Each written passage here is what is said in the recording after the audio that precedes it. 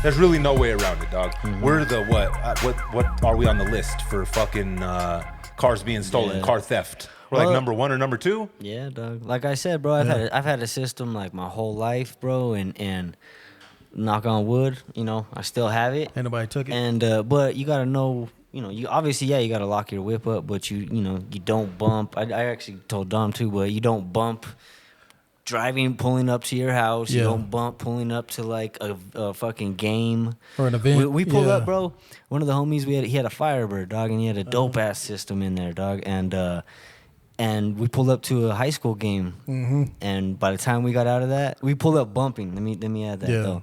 And by the time we left, they got him, bro. They got the Alpine deck, they got the amp, and they got the sub out of the back, bro. You see Jay over here with his burke rules. These are rules. Yeah, dog. These are rules and regulations to survive in the streets of Albuquerque, bruh. And those are just up there. in general, dog. But those are on the list. Hey, bro. Some boys, when you guys look up how high we are, I know it's pretty high. How high Albuquerque is in car theft and that type of shit. I know we're either like number 1 or number 2, bro. We're up there. Maybe. Well, no, we're like top 10 easy. Yeah, we're top 5, bro. Yeah. Top Which is crazy because there's not that many people. Yeah. Well, they always hit you with the per capita stuff, right? Oh, okay. That's how So they it's balance it. averaged No, out. it's not. No, dog. We're not the average, bro. We are above average in this category, dog. It's just, I've only had my vehicle stolen one fucking time, right? Yep. And it was 1,000% my fault. Really? Bro, How's that? I never, ever do this.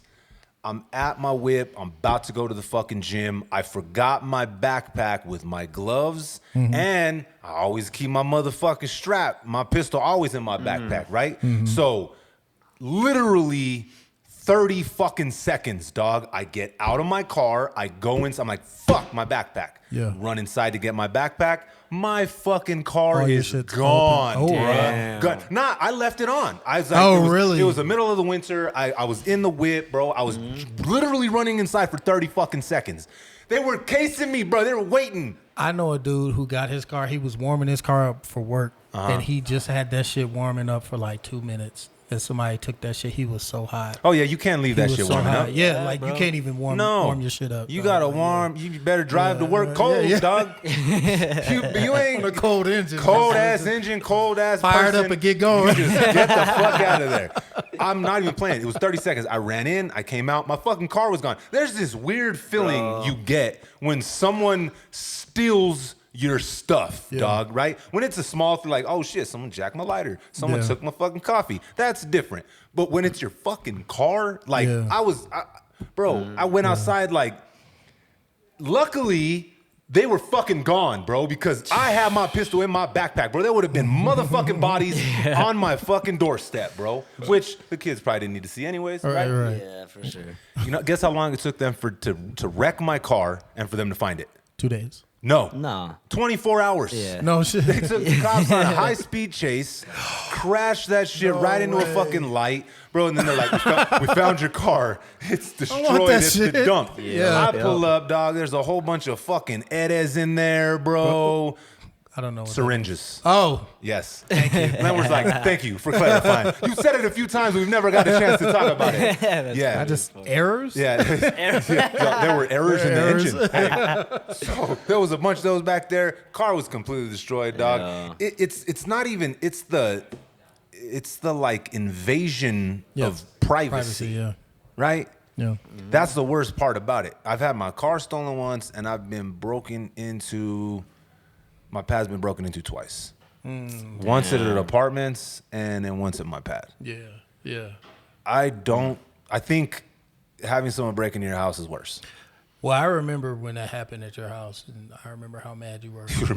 I was like, I don't think Johnny trusts me anymore. I think he thinks I had something to do with it. See, that's it, bro. That's what's crazy. I honestly didn't think that. But everybody, including yourself, starts going like, well, damn, who's supposed to be at my house? Yeah. Who knows where my shit's at? Yeah. Like, and then even people that are close to you, they start thinking, I hope the motherfucker don't think it was me. Yeah. Like, I was supposed to be in his pad. Like, he invited me. Yeah, like, man, I swear to God it wasn't me, bro. I really did have an emergency that day, dog. That's fucking crazy. So it's the violation of privacy that I think is the worst, especially in your house, because that's your That's your fucking bro. Yes, That's your your home. safety, That's your bro. home. Yeah. It's not just a house. It's your home. Yeah, like your car is like, damn, they wrecked it. Fuck it. What does Easy said? Throw it in the gutter and go buy another. Still sucks, but like, it's still a car. yeah, it's your car, Yeah. dog. Like, you know what I mean? Yeah, I guess you're fucking in your car like in your pad, bro. Yeah, but You know, it's not the same though. Somebody stole your hat. Somebody stole your shoes. Yeah, Something you're in and out of. It's not as Nah. It's not the same. It's like, you know, Goldilocks in there trying everybody's fucking soup out, Yeah. laying in everybody's bed and shit. Like, chill out.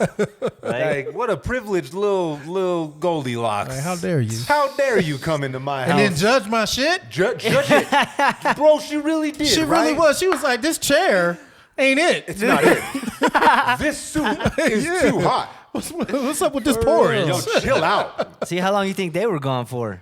Probably not too long, bro, but they probably lived in the fucking zone. It was in the woods. The soup was still hot when she got there. That's yeah, right. Well, that yeah, was. one of them was still too hot, so they probably just forgot their keys. They ran or out came for back. the bag yeah, real quick. I guarantee ran out, it was. came I right guarantee it was the little kid soup that was too cold because they'll just let that shit sit there forever, bro. Right? Wasn't it his that was just right though? She was a little kid too, though, right? Yeah, I think everything that the kid liked, she liked, which is weird. What's the point of that story? All of these point of little that story? stories have like okay, what was not Goldilocks, but what was the one with the wolf? And she's going to go visit her Little granny. Red Riding Little Hood? Red Riding Hood, right? Okay. Yeah, Those stories are made with like points to them, right? yeah. There's a fuck is the moral point to of the story. Goldilocks? Don't lie. She keeps saying she sees a wolf, right? No. That's Little Red Riding Hood. That's Riding Hood. That's yeah, Riding no, there's a Hood. No, point. we're That talking- we know Oh, that yeah, one. I got you. I'm Okay. saying, what's the point of Goldilocks? Privileged little fucking You leave judgmental. Okay, so No, if the people are the bear, and you're taking that position, it's lock your shit up. Maybe, but Yeah. what's her like? Who is she in this story? She's the villain, right? She really is. She's got to be the villain. Oh. She's breaking in people's pads and she's Right. bro, eating all their shit, laying she in their like beds, she a gnarly ass villain farting too. in their chairs and shit. She Man, doing what's wrong all with her, that man? shit. She ate each one of their food. And then again, like you said, Double bro, dipping. judging that shit Yeah, too. yeah. Imagine, put yourself in Goldilocks shoes, right? All right, say me and you are doing a B&E, Len Words. Oh shit. Fucking breaking and entering. Back in the day, Johnny and Len Words, right? Let's On go it. back in the Yeah. day. We doing B&Es. dirtbag. This is shit. hypothetical. Dirtbag life. Dirtbag life, right? We live in the dirtbag life. B&E, and Jay is the lookout, right? Right. Me and Damn. Leonard are doing B&Es, and Jay's the lookout. So we're in Goldilocks' shoes here. We go in. I'm like, Len Words, I'm going to try this bed out, my dude.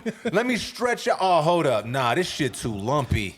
Let me like- go lay in this other bed. I'm like, Johnny, we gotta go. We gotta He's go. like, nah. It's a B&E, my guy. No. Try this porridge. Let's try this porridge. Johnny, we gotta go. This porridge is too hot, Len Words. That's wild, dog. Listen, I'm not saying I've done a B&E, but if I had done a B&E, I'm trying to fucking get out up, that yeah. bitch quick, Yeah. bruh. I ain't tasting porridge and laying in people's beds. You gotta be bro. like Debo and Smokey, bro. Yeah, bro. Right. You gotta be like Debo. So this motherfucker was scary as hell in there. Didn't want to touch nothing. I got $200. I got $200. Exactly though. In and out. Goldilocks, she got hella comfortable. So who is she in this story? She's the bad guy. She gotta be. She's super bad She guy. got greedy, bro. Yeah. You know what she's like? She's like, you remember that scene in Men in Black, the first one? Whenever they're like taking everybody through the Men in Black training, and Will Smith, they think that he froze and he didn't shoot the villains. Oh, yeah, everybody's yeah, shooting yeah. the monsters. Oh, yeah. And he's like, look, homie's just He's doing got like the some books. pull-ups. Yeah. He's just like, if I'm at the gym. He's just got a cold. He's not Yeah. snarling. He's Yeah. sick. He's all, look at this. Look at this little white girl here with quantum those, physics books. those books are too advanced. Those are way too advanced So for way her. too advanced for her. That's Goldilocks, That's bro. hilarious. Yeah. She and then I don't even remember how did that shit end. What did the bears do? They eat that little bitch? They really know, should I have. don't know. I want to say they called the authorities. They called the They called authorities. the police. I don't even know. How, Listen, you, we one got of you guys should know how that shit ends. We got a little blonde hair broad in here eating all And our they, food. they laying came, in our they fucking came and beds. arrested everybody except her. Get the 3 brown ones. Get the 3 brown ones. Dog. Okay, here we go. Damn. Listen, one fucking time. Okay, I might have talked about this one time on the pod. I don't know, but I haven't though. I should have. So we're in so in my house, bro. Like we have the front living room that's kind of like where my gym's at. It's a multi-purpose room, bro. It's what's that shit in Harry Potter? It's the whatever the room is. I don't know why I went to Harry Potter, but there's a room in there. Which the one? common room. The there common you go. room. Okay. Thank you, Dom, with the alley-oop, right? It's the common room. Use it for different shit, okay? So, but in the back of the house, that's where like we all kick it. That's the living room, and that's where we all chill. So we're sitting there eating, right? And my girl leaves the pad and doesn't realize that she accidentally set off the fucking silent alarm. Oh, yeah. Right? So, and she didn't leave the door. She didn't shut the door all the way. So the door was still kind of like kicked open. So I hear Albuquerque Police Department. I'm like, what the fuck? Out of the house. Hey, I'll walk up to the front of my house. Both these motherfuckers kick open the door with their guns drawn on me, bro. I'm like, what the fuck is going on? They're like, we this breaking it in. I'm like, this is my fucking house. They almost blasted my sure, pal. Yeah. Show us some identification. Dog, I had to pull out in my living room to prove that was my pack, bro. APD do it to you, bruh. Can you imagine? I get smoked in my living room just trying to watch fucking John Wick with the kids, bro. Unfortunately, it's not hard to imagine. No, it's happened. Yes, exactly. Yeah. That's probably what happened to the Bears and Goldilocks. That's why we don't know the end. Yeah, that's why nobody knows the end of the story. Nobody wants to remember. They're just like, forget that one, kids. Forget that one, kids. That was not. There's no point. Yeah. That's a horrible moral to that story. That's a horrible one, bro. Yeah, at least right. Hell yeah. It's crazy because it happened right around your shit too, bro. Yeah. It was right around that similar scenario. They was scenario. on something. They was on. They was tripping. Yeah. That was what? That was like about like 2 years before 2019, 2018, somewhere around there. Bro, thinking back now, like I'm looking at like time, right? It's weird, bro, because we're just gonna call this post-apocalypse. Yeah. Right? Yeah. Pre-apocalypse, time felt right. Right? Now, looking back at time, bro, 3 years feels like it's missing, right? Yeah. When someone says 5 years, right, I think to like 2017. Yeah, you think like 8 years back. Yeah. I think like 8 years back. Yeah. In my head, time's fucked up post-apocalypse. Yeah. It feels weird. Something feels just off, dog, in the whole like time scheme of that. It's crazy. I was talking about this with Johnny the other day. It just doesn't feel right. They changed it up, man. Yeah, man. We're in a whole new world. Yeah. I'm just glad that we're close to what it was, right? It's never going to be the same. We all know that. That just got to accept. What is it? The first step of moving on is acceptance. Yeah. Got to accept it. Just things ain't always going to be. It's the same thing with like 9/11. I'm pretty sure we've talked about this before. You have pre 9/11. Yeah. And post 9/11. Yeah. Shit changed. Yep. Yeah. What does he say on Hangover? He's all, it's frowned upon like masturbating on an airplane. He's all, nah, man, I think that's illegal too. He's all, no, it wasn't before 9/11 when everybody got so sensitive. Oh, stupid. Thanks a lot, Bin Laden. Hey, who's the rapper that got in trouble for fucking masturbating on an airplane? Wait. Oh, it's Designer. The dude Wait, that did what? Panda. What? Oh yeah, bro, you guys didn't hear about that I shit? never heard about that. He had a 5150 and everything. I don't know if they opened the door and he was just sitting there fucking yanking it out, or he opened the door and was like, "Look, guys, panda, panda, panda." I don't know. I don't know how this happened exactly. No way. Yeah, bro. And I think it was like a Southwest airplane. Like he should, bro. Damn. You gotta hit that It big. wasn't bro. a PJ or nothing? Nah, it wasn't. That's different. They ain't telling This is a PJ. This is a Just PJ. like, hey, bro. You nothing out happened. Here, you out here fucking flight attendants. They'll let you fly. If you got the money for a PJ, they'll be like, yeah, fuck it. Like, fine. Shit's cool. We got a little Let these extra rich people gas, do man. everything, whatever. Turn around. Yeah, it's cool. It's cool. Don't even trip. Turn around. So, but thinking of time, that's what's kind of like fuck with me the most when I think about it is when someone says 5 years ago, some part of my brain eliminates 3 years or jumps 8 years. It like skips those certain years. It's crazy, It's bro. like trauma. Yeah. It's trauma. It's It's a trauma response. Ooh, There we're we like go. pushing it trauma out. response. We're forcing it out. Yeah. Yeah, That's crazy. That's true. I think Yeah. you got a point. Yeah. People who 'Cause- get like attacked or stuff like that, it's just like they have those like blank spots where their mind just like, and we had enough of life going on. So it's like when you're pushed, you're like, oh yeah, I remember that. But then some people literally just like have those black spots where it's like, as time goes on, they have to be under hypnosis or something else, go through some Scientology type Sleep shit to like therapy get and back shit. to it. Yeah, Yeah, yeah. because they totally just black it out. It's gone. Yeah. And it's The memories are gone. It's your body's response to trauma. That's why when you have like childhood trauma, your brain's not fully developed. So that's why that's like the hardest trauma to overcome. Yeah. Because it's so ingrained, you don't even realize, right? What do they call it? They call it doing shadow work, like this, you know, the spiritual side of you know, you're not talking about, you're not talking about like medication and stuff. I'm talking about like spiritual therapy, where like you're healing yourself through going back and like reliving stuff, and people want to just work on the positive end, right? But you can't fully heal until you do that shadow work. It's the right hand path and the left hand path. Exactly. Yep. Once you do that shadow work, that's what brings up the shit that you're like, oh man, I didn't even remember that. Yep. And some people run from that. That's why I think you know, therapy with psilocybin is going to be a really viable option moving forward, dog, for us. It'll help. Yeah. Well, because and you got to be in a safe environment. Well, yeah, obviously it'll definitely want to be like a controlled situation.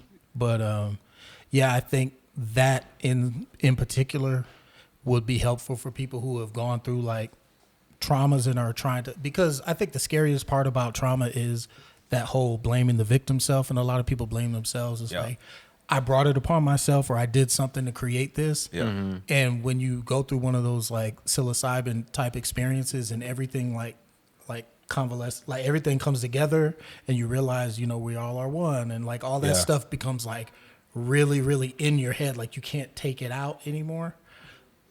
It's more acceptable to understand that the experience is a part of you rather than you're to blame. Because it's two different ways of looking at it. It's like the experience can be a part of you or it's your fault. You know what I'm saying? Which one is a more comfortable thought to deal with it?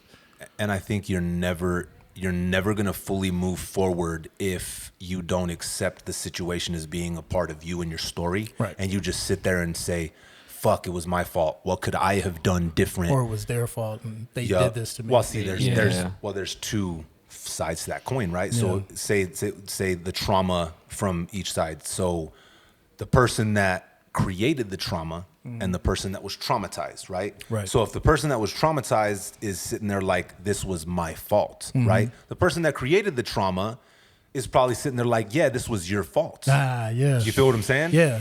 That's both sides of the coin. Yeah. It's both sides of the coin, because, and then if they realize, I feel like if that other person on that other side of the trauma is in this trauma cycle with this other person, they stay playing that role. Yeah. It's my fault. Yeah, it's your fault. Yeah, it's your fault. You chose to be my victim. They stay Just like that Candyman shit. Yeah, you chose to be my victim. Yeah. So if you're going to choose to be my victim and you're going to keep blaming yourself, then you know what? I'm going to keep blaming you too. Yeah, I'm going to let you. Yep, exactly. So Damn, I feel like crazy. that type of work is necessary, especially with trauma, bro. Like that shit's deep seated. Anything, and you don't even realize it. Like I didn't even think about that. You're probably right. That's why time feels so fucked up. Right.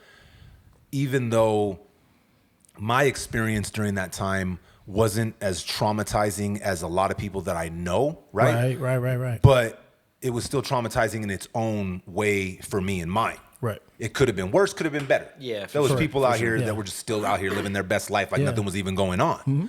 But then there was other people out here that were actually losing people, right? So there's both sides. And there were people who thought the world was ending, Exactly. like people who were just like took it way to the extreme on both sides of the conversation. Exactly. So it became traumatic on some level to just about everybody.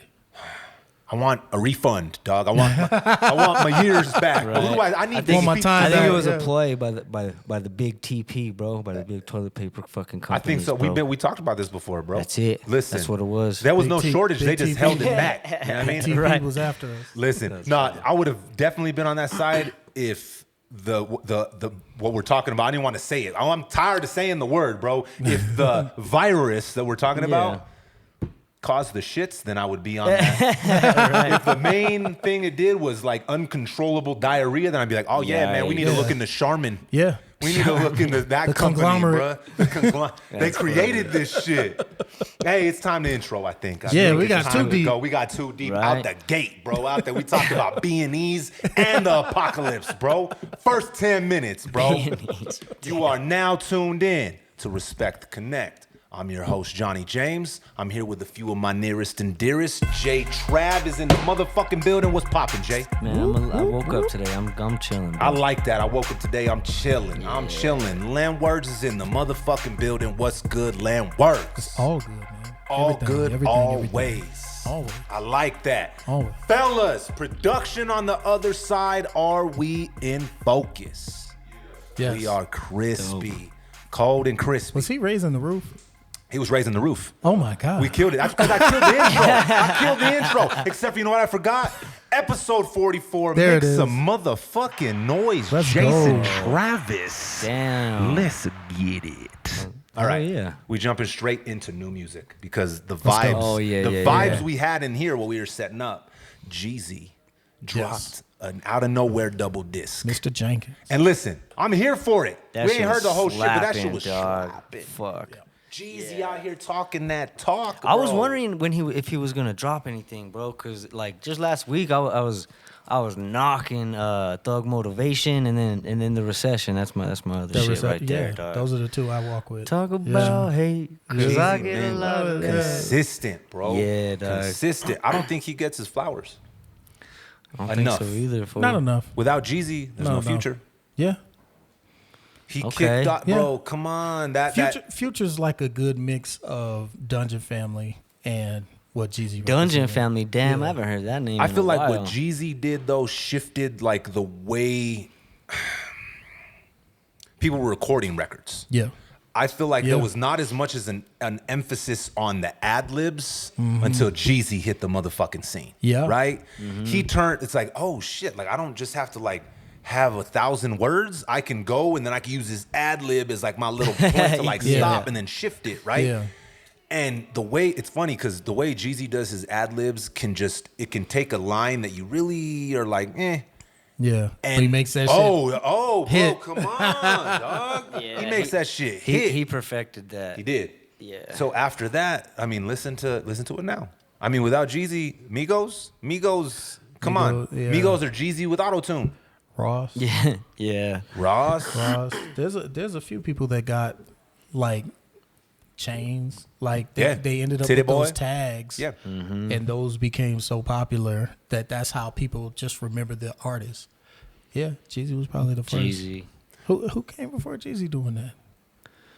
He shifted it, dog. You had Yeah, that's when he that- shifted it because Biggie even had the But that's when like You know what I'm Atlanta, saying? he like that's when Atlanta really Yeah. started going, dog. You had Yeah. Luda, right? You had Luda. Right. Well, you had Outkast. They were Yeah, already, yeah, but they did, were a dog. little different. But than that was obviously. before the South real, like when Outkast like first hit the scene, like you go back to the Source Awards, right? Mm-hmm. And everybody's pissed off about East and West. No one even realized that Outkast won Best New Artist. Yeah. Andre 3K gets up there, he's like, the South got something to say. That's Yeah. all That's he fucking right. said. Didn't. Yeah. Tell me he was lying. No, you right.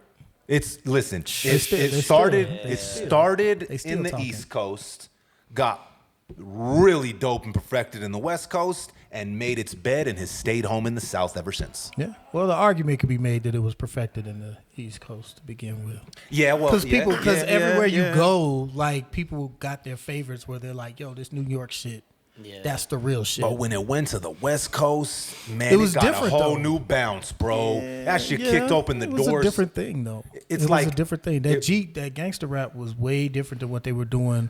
Because Mm-hmm. New York hip hop had party rap, they had conscious rap, Yeah. they had a bunch of different vibes. When the West Coast got on, it was mostly just gangster rap. It was, but the way I look at it like that, Unless you I guess count like E40. I guess I don't really look at it from like a subject Bay. matter standpoint. I'm looking at it from a sound standpoint. Okay.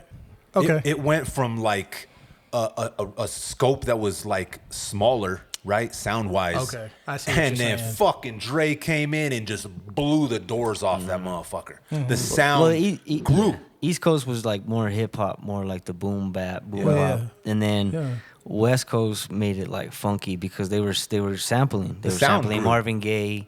They were sampling So if and they you were listen, replaying too. and yeah, Yeah. so like Yeah, if you they were listen to their getting bass bass lines, they're like players. Yeah. lucky. They're like bonk bonk. You know Yeah. what I'm Yeah, saying? they were Like, getting real like horn players was and like- bass players to yeah. come in to recreate For sure. those Parliament loops and all sound that grew. shit. Yeah. It evolved, Yeah. aged a little That's bit, true. right? But Dre had to do something after Cube went to. Who did Cube went to? When he went over there and led Chuck D and Public Yes. Enemy, What and he was went. the name of the? Oh God, I the can't production remember either. outfit. Yeah, you're gonna. But he fuck went with with me. them, and they blew that old That Cube album is fire, shit dog. out the water.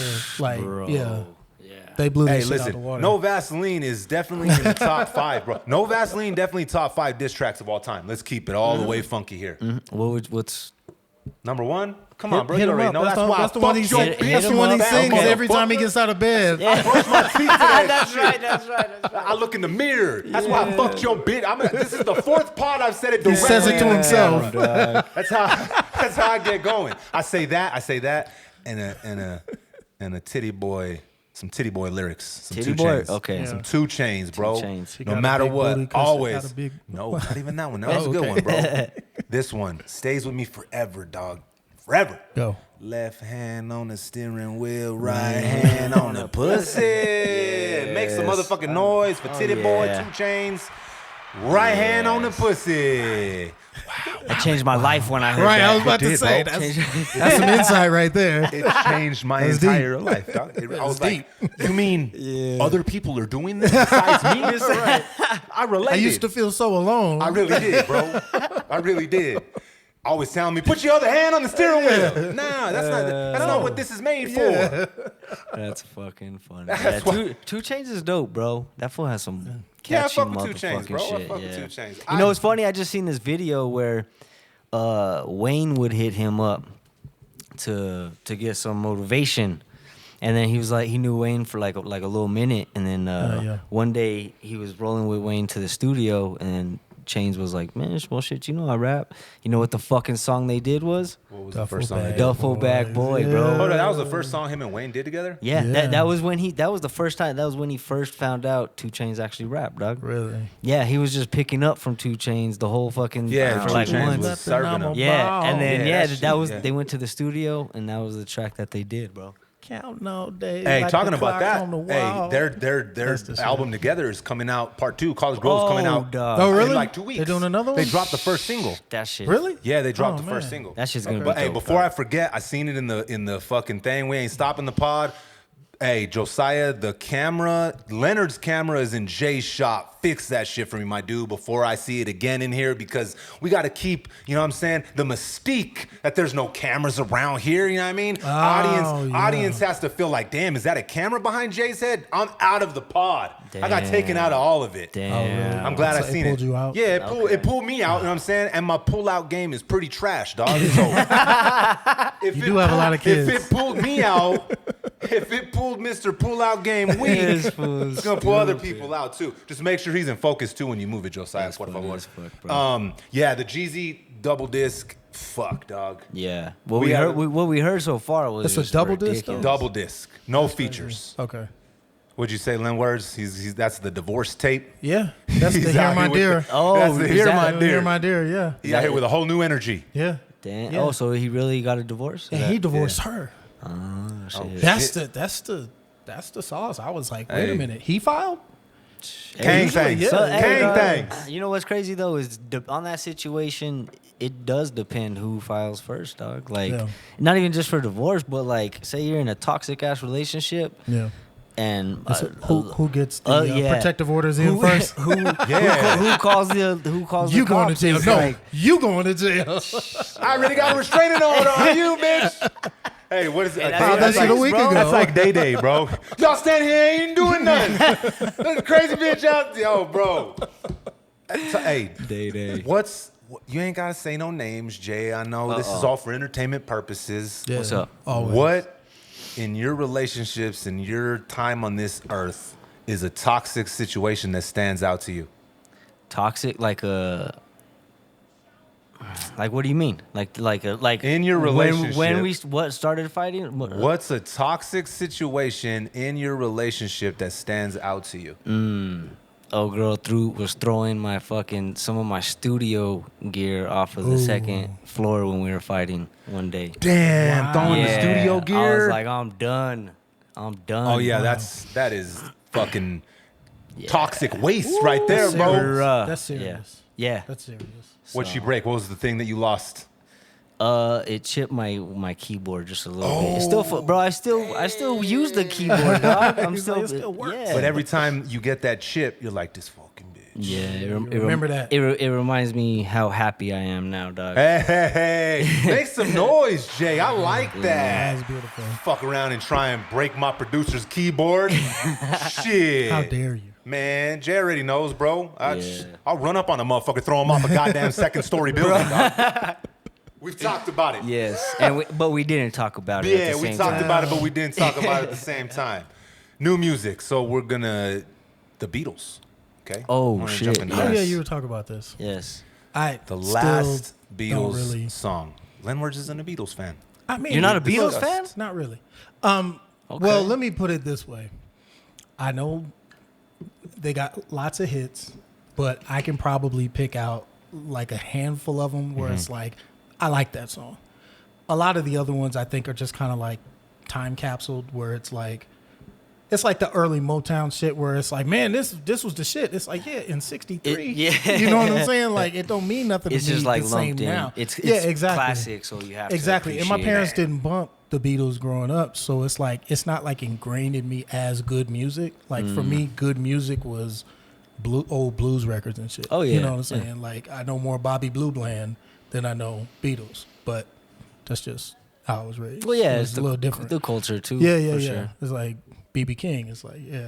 Yeah, You know what I I'm listen to saying? I BB fuck King with for all of sure. it though, dog. Yeah. I fuck with all of it. Do me a favor real quick, Len Words. Hand Go. me the fucking AC remote that's right there on the wall, my dog, real quick. Yeah. Yeah, it's getting a little fucking toasty in here. We're just losing bossing Jay's everybody camera. around today. Bro, we Goddamn. gotta keep this shit moving, bro. I'm trying to do this shit. Cameras are getting overheated, bro. Shit's in the fucking shot. It looks great, but we're gonna keep it moving still, bro. Look, I was like, we're gonna turn this AC off because it gets too cold in here. Now it's getting too hot, overheating cameras and all kinds of crazy shit, bro.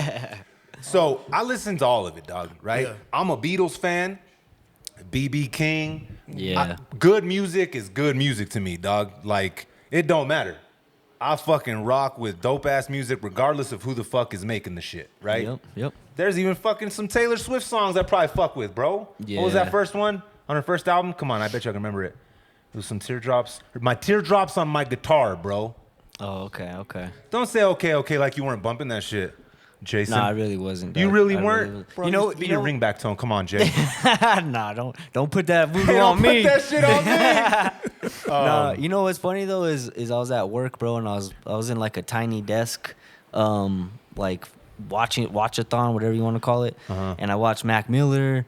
Fuck, who else was it? It was Post Malone. Oh yeah, his is fucking His sick, is sick, bro. Wait, dog. what is this? You never seen Tiny the Desk? Tiny Desk performances? The concert. Well, Post Malone? Yeah. Oh, bro. Yeah, it was dope, dog. His Fucking is dope. Oh, Really yeah, dope. yeah. Okay, really I did. dope. Hey, and then hers came on after, bro. And She got a Tiny Desk? Yeah, who's dog. this? Taylor Swift. Taylor Swift. And her shit Jay's was ringback tone. Her shit was really dope actually, because she actually gave like a lot of backdrop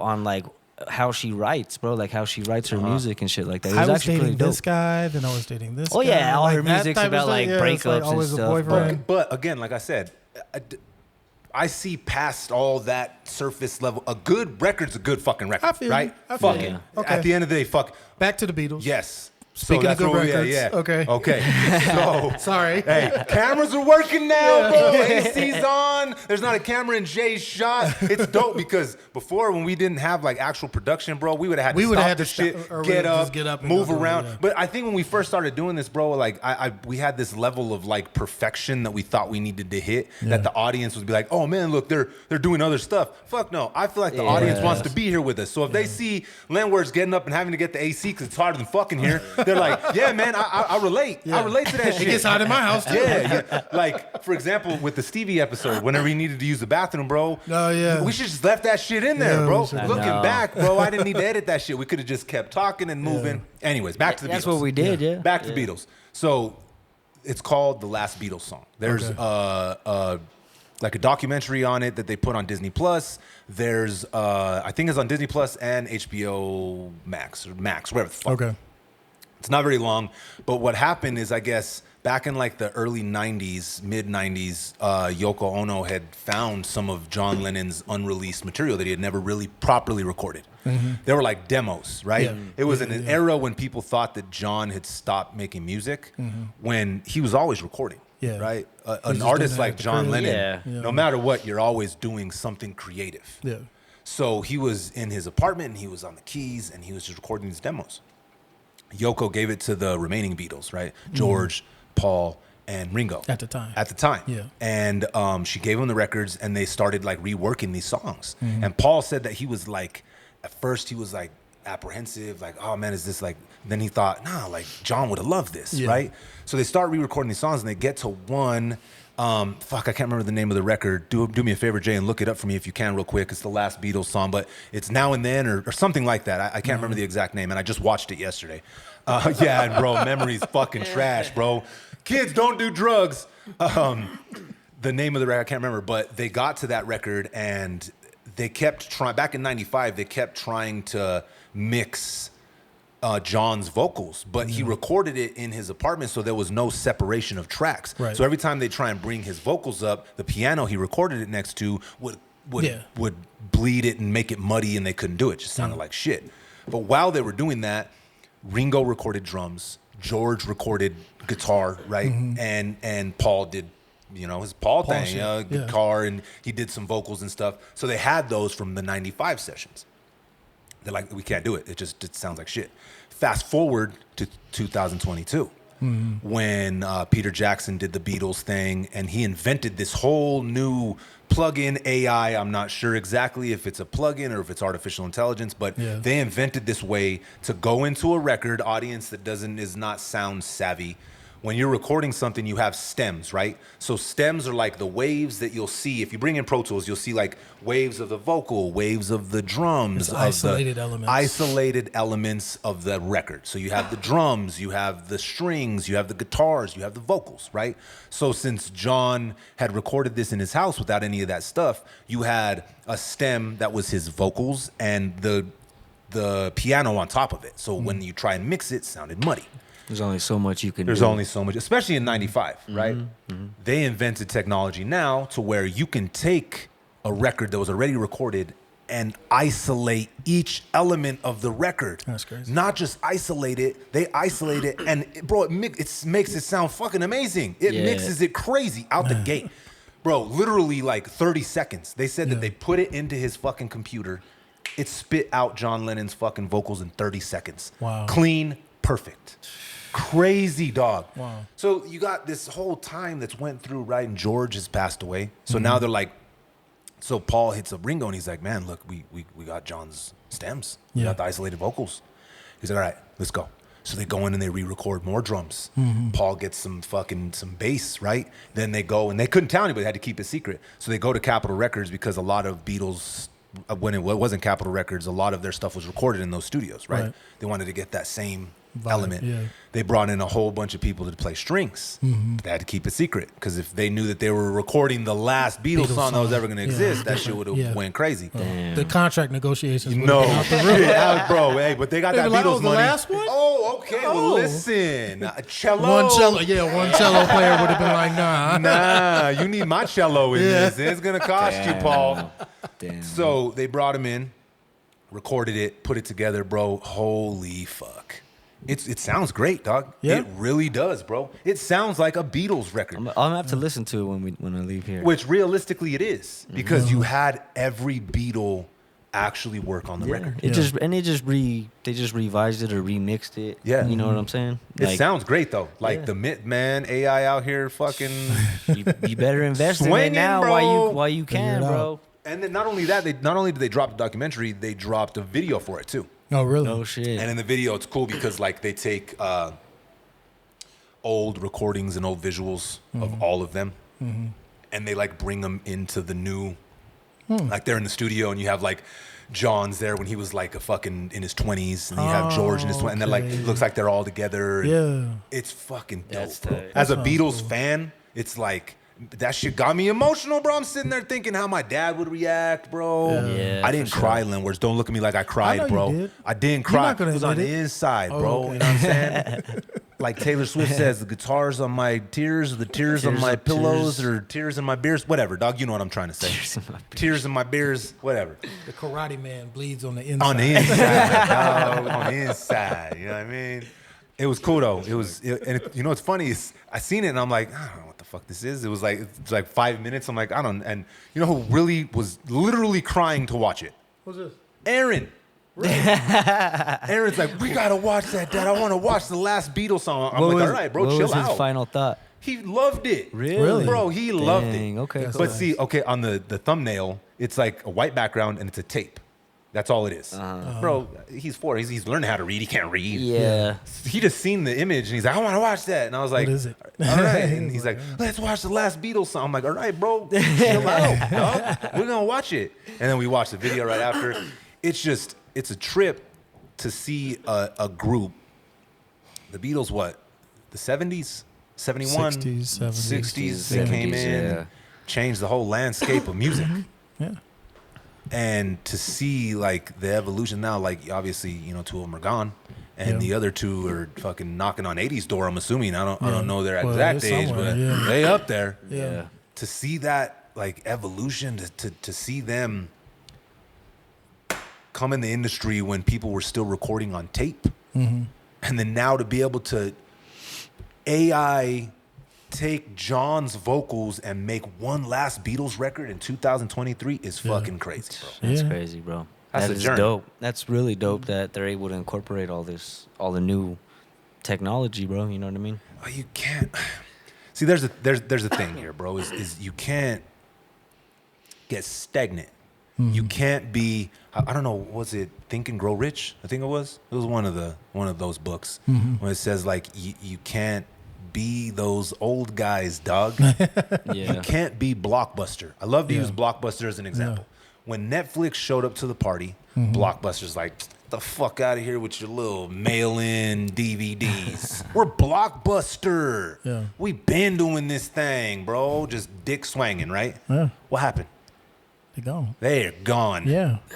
Guess why? Because they refused to evolve. Yeah. They Well, were- they should have just bought Netflix. That would have been the best scenario, Yeah, well, considering the fact that Netflix is about to open brick and mortar now. But think about it, though. The reason they didn't do it is because they had gotten to a point where they thought they were untouchable, right? Yeah. And Yeah. they had done the same model for so long. They're like, we don't Who's need to hear touching about this this? new Yeah. shit. Yeah. We don't care about this new shit. If you're closed-minded and closed off to any new experiences or new stuff that's coming on, you're done. You're done. It's over for you. You might as well just kick your feet up in your lazy boy and talk about the could have been and should have beens and back in my days, and good old days conversations, right? Because that's what's gonna happen. And I think it was Think and Grow Rich, right? You have to be accepting of new things. Now that doesn't necessarily mean you have to leave what makes you behind. Yeah. But you have to incorporate the evolution of technology, the evolution of the industry into where you are moving forward. Right. Yeah. Yeah. That's what And like AI, the stem separation, it's a tool, bro. Like that's all it is. Like you can try to get greedy with it and make AI make a beat, make a song for you, you know what I'm saying? Yeah. But it's like then again that takes away from the creative process. Like you're just letting it spew out fucking Yeah. whatever. But AI is the tool, you know what I'm saying? And it could either be used against us or used, you know, to help us propel, bro. And like that's why everybody is so up in arms about AI and how much privilege we're gonna let it have in Yeah.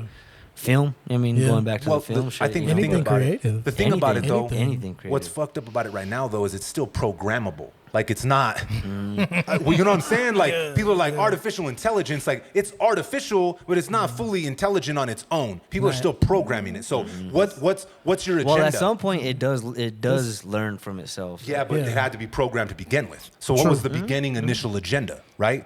Depending on whatever side of the spectrum you're on, Yeah. you created Who programmed the computer originally? exactly, right? So that's for me that's the where I'm like, whoa, that's fucking crazy. Yeah. Because if it started with an agenda like the seed, it's gonna sprout into some shit from that seed, right? Yeah. You can't You can't plant a apple tree and expect that motherfucker to be an apricot. Yeah.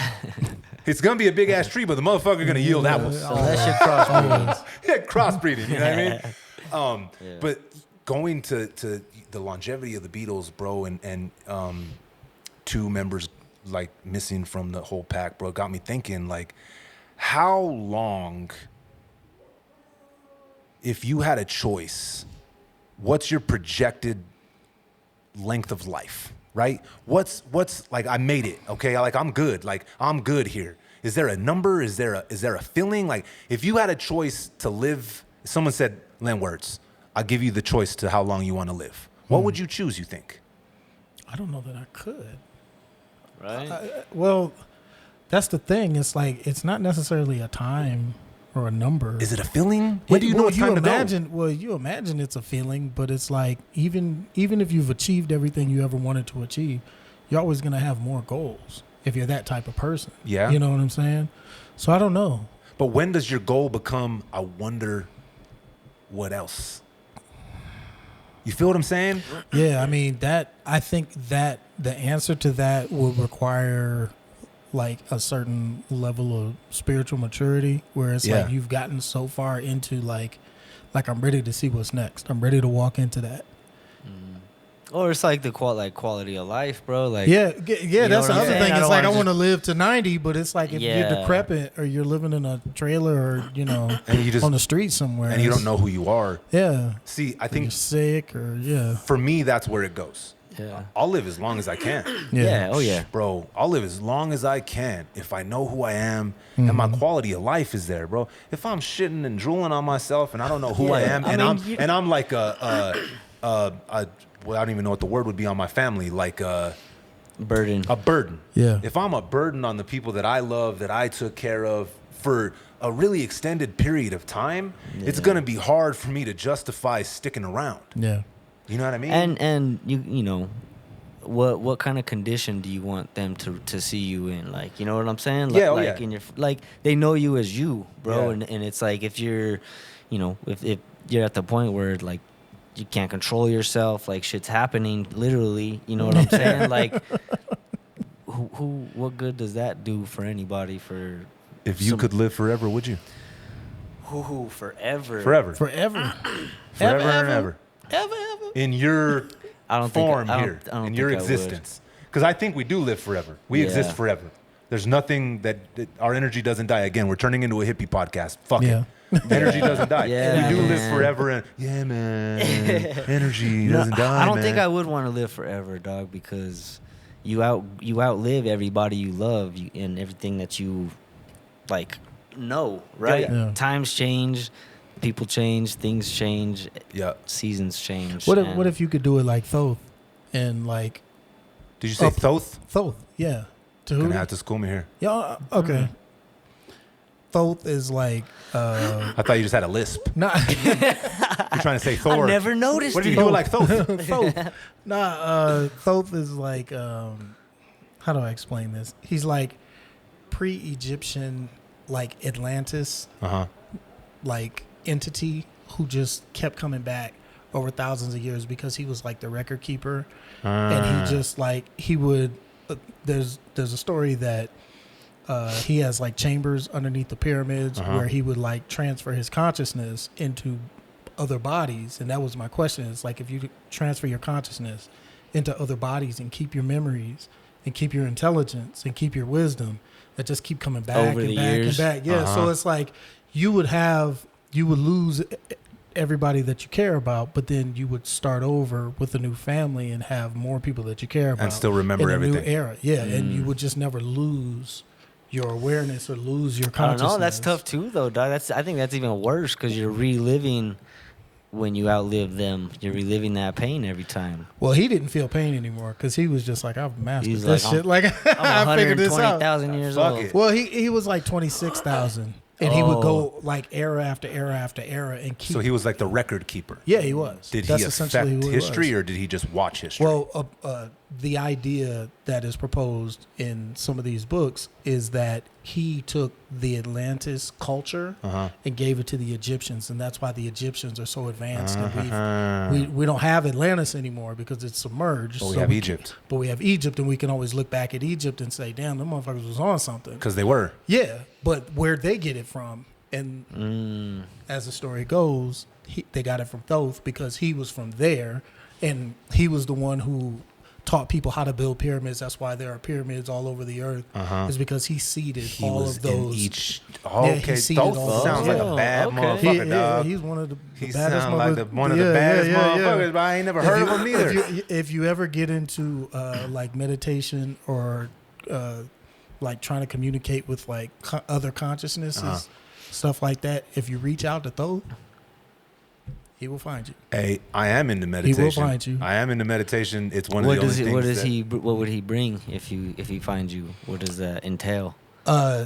Typically, knowledge. He assists knowledge, wisdom. He assists you with seeing like the deeper picture of life and appreciating like the big broad arc of reality rather than getting so like focused in the moment and stuff like that. Well, see, I'm glad you said that. Okay. You said appreciation, right? Yeah. Okay. If you can live forever, what's the point in even getting up in the morning? Yeah. Well, if you can live forever, Yeah. the appreciation for the moment and life goes out the fucking window. Why even do anything? Seriously, you could fucking say, fuck it, I'm gonna sleep for the next 20 years. but And then those 20 years are horrible because you're overweight, But you think got about it, though. diabetes. But you're not you gonna can't die. walk. But you're not gonna die, so it don't matter. No, but you're living. Your feet hurt, though. Yeah, but you're living like. a part of what makes this special is the fact that we all know there's an expiration date. Yeah. If there was never an expiration date, then who gives a fuck? The civilization would probably crumble. Well, I think that's why. Well, I don't know. Do you think What's the point? Well, Who here's gives the a fuck thing. at that point? But if you stretched it out, like our lives are designed in a way where it's like, okay, we hope to get 80, 90, 100 max, and we're trying to maximize our use of those years. But if we typically live to 500 or 1,000, we just live differently. Our education would go on until we're 80 or 90 years old, just our initial education. So we could catch up to everything and learn everything. And then it's like, okay, now you can go be an adult. Go get a job. But you're 100. Hey, you know what I'm saying? Imagine going to school till you're 80. Yeah. Damn, bro, I wanted out that motherfucker when I was 16, bro. 80, that's crazy. But you'd be learning different stuff. You'd be learning over time, and like everything would be relative. So I think you're right, but that's only if you take a now like this fast thought process into an elongated timeline. Then it's like, yeah, you're gonna fuck it off because you don't care. You don't care. You want everything fast anyway, and life is already just so like quick. Like it's hard to appreciate. Like it's different if you had to build your own house. It'd be different if you had to grow your own food. Like if you had to do all that type of shit, you're gonna need a little more time to get good at that shit. That's true. Well, and you what I'm appreciate it more. Like when you pay for your own shit. You know what I'm saying? Exactly. Like I always paid my own bills, like my own car and shit. You know what I mean? And when I was able to get my own car. That motherfucker, I kept the oil changes up. You know what I'm saying? Like I kept it clean. Putting the brake pads That's why when on. something happens to it, bro, it hurts a little different because it's like, damn, bro, this is my shit. It's not just like, hey, Dad, my car broke. Yeah, you know what I'm saying? It's bro. like, fuck. God damn, bro, my fucking car. And see, I agree, and it goes to that's why I feel if you could live forever, you're not gonna appreciate the beauty of existing now. There's no way you can because it's like, fuck it, the land of mañana is going to turn into the land of never. No one's going to want to do shit because there's not an expiration date. It's like, fuck it, that milk's going to be in the fridge forever. I could drink that shit fucking next Christmas. Yeah. You know what I mean? That's part of what makes existing on this plane special because now is really all we have. Like, it sounds morbid, but we could dip from here and one of us might not make it back to the next motherfucking pod, right? That, again, that sounds depressing, but only if you look at it through that scope. If you look at it through the scope, like now, dog, now, like we're here now, we're talking, we got fucking breath in our lungs, bro, like we're alive. That's what makes existing on this plane special. And you think if a mass of people or a large amount of people just generally just started like stretching out that timeline, they wouldn't appreciate it? Or do you? Not as much. See, and that I think that they would naturally have to, but it would just be in a different way. Like you just look at life differently. You would have to, because. But okay. Is it stretching out time or is it living forever? Because if you live forever, that means nothing's gonna kill you. I don't think and you're anything. infinite. I don't think anything is forever except the universe, that existence. Like It's a loop.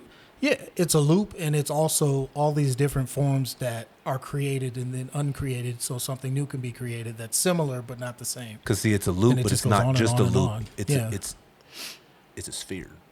Feel what I'm saying? Yeah. You got a circle, but Yeah. you're just seeing it from that perspective. Yeah. That's how I feel like the universe works. For me, that when I start thinking about that shit and I really fuck myself up, right? Mentally, I start thinking about it when you look at people say like, it's a circle, like life's a circle, Yeah. right? So you have like this ashtray, you got the circle here, right? Yeah. Cool, yeah, you see it from the front, but say you turn it this way, it's not a circle, it's a fucking sphere, it's a ball, right? The ashtray is not a good example because it's No, I not. understand. But when you think of it like that, you have the circle that's going round and round and round and round, but then you have variations, right? Right. You have Or it could be flat like this with a dome. you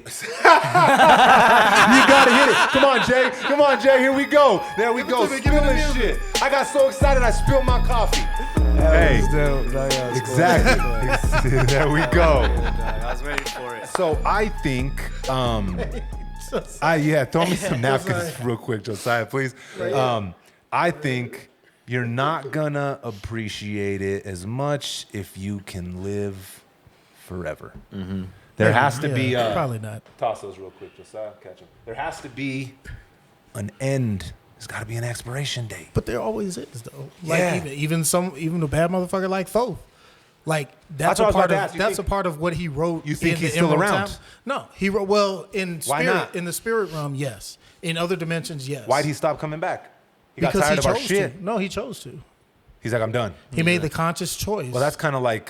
So he gave up on us, is what you're Yeah. saying. Well, that's kind of like that's kind of like the Hindu belief of reincarnation. Then. right. But if you could master the transfer of consciousness to the point where it's like you have the choice of going on and on and on and on, or you just say, you know what, now is the time for me to rest. I'll sleep now, and this loop, this cycle is coming down and going back underneath. I don't have to go on and on and on. I'll come back later in a different form or in a different manner. And that's what I think he did. And that's what I think ultimately the people who out there who are, gazillionaires, trillionaires, whatever they are, They're trying to do. they're trying to do, but they say we want to live forever. They don't really believe that they'll ever want to live forever, but they want to be able to master the cycle so they can come back and have the option.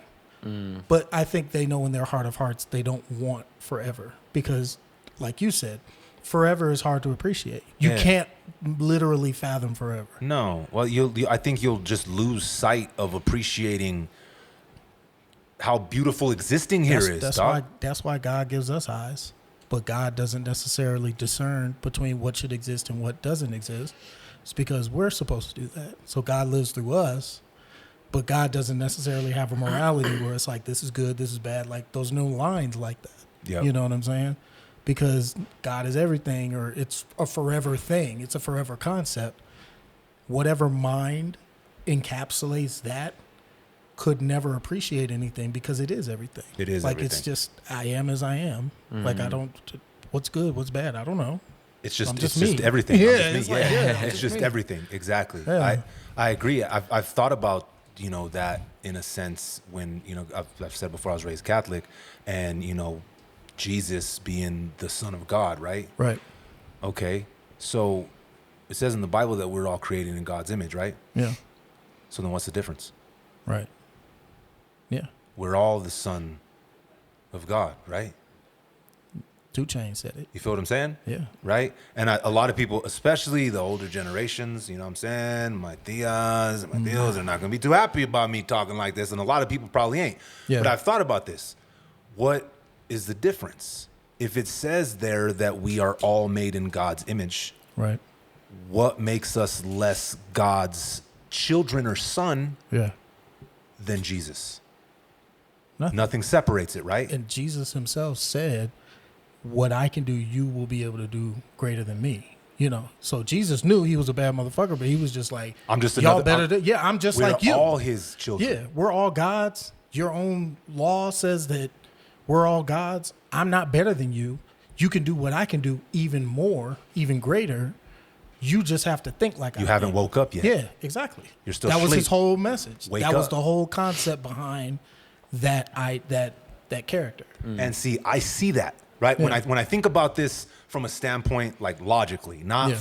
from the myth, The religious- the religious yeah. standpoint or the mythological part of it. None of that stuff. When I think of it, like Jesus was one of the homies, right? Let's say Jesus was just one of the homies here kicking it. You feel what I'm saying? Yeah. People are like, Jesus ain't the homie. Stop talking like that. Whatever. He's mine. Yeah, right? Jesus Christ. Yeah, we already know. So the way I look at it is if he elevated himself into realizing that he was the son of a God, which in turn made him God here on earth. It says in the Bible that we are all made in that same image, and he was saying the same thing. That means that we're all the same. Yeah. It's all the same story. He was just trying to wake us up to the fact that we were vibrating on a frequency that was a little lower. If you wake up and realize, bro, look, this is you too. This isn't just me. Right. This is you too. Yeah. I feel like he would have been here smoking trees telling us that same shit. Oh yeah. I mean, if he was here, Well, now, he's on the papers, bro. He's on the. Yeah, he's on the zigzag. He's on the paper. zigzag I always thought that was Tommy Chong, but it's Jesus Christ. That's the whole concept. Like, and that's why it's so telling when someone grows up religious or is exposed to this stuff. And there's a lot of people who are like atheists nowadays who just outright reject it and be like, man, that's just bullshit. But it's like you have to look at it at a different level and understand what's actually being communicated to you, because it's basically telling you that you have power. Yeah. And that you have all the power to create the reality that you wish to have. But most people are stuck in that trauma cycle where it's like, the world happened to me. I can't happen to the world. I don't affect my reality. I have to deal with reality. You understand what I'm saying? So when people, like, you know how you'll have a big dream and you'll tell a motherfucker and they'll be like, man, you got to be realistic. Yeah. What the fuck does that mean? They're almost always telling you you're aiming too high. Yeah. You know what I'm saying? Yeah, it's like, bro, that's crazy. Yeah, but Jesus is that Christ character is always telling people, it's like, man, there's no such thing as too high. You know what I'm saying? Like, and there's see, no that's- limit. Like that's Master P why told you. Yeah. Make them say, make crack like this. That's what you want to do, bro. You're going to make the best crack on the block. That's why they didn't want him around, bro. Oh yeah. They didn't want this long-haired dude out here walking around the desert with no fucking shoes on, out here probably taking mushrooms and smoking weed with his followers telling him, listen, bro, you can control your reality. Yeah. You're stronger than they're telling you are, bruh. Yeah. You're made in God's image just like I am. So that means you have the same abilities, bro. Control your reality. Don't let your reality control you. Yeah. I mean, I say that shit all the time, dog. You can't control what people say about you, what they do. You can't control none of that stuff. What you can control is the way you react to it. Right. People are going to say what they're going to say. They're going to do what they're going to do. It's up to you to react accordingly. Yep. And if you let you get out of character, bro, then that's on you. That ain't on them. Well, they're in control. Exactly. That they've got their fucking hands on the steering wheel, Yeah. bro. Yeah. You have become their victim. 100%. Instead of saying this happened It not sucks. because of Yeah, me, but it's a part of me. it's a now. part of who My I am. experience, This yeah. is a part of my journey. Yes. Yeah. I it's hard to explain that to somebody that doesn't want to see it because they just lash out. Like a lot of, I'll be real right here. A lot of what we're saying right here, there's a lot of people that would take this as blasphemous. It's blasphemy. Oh, yeah.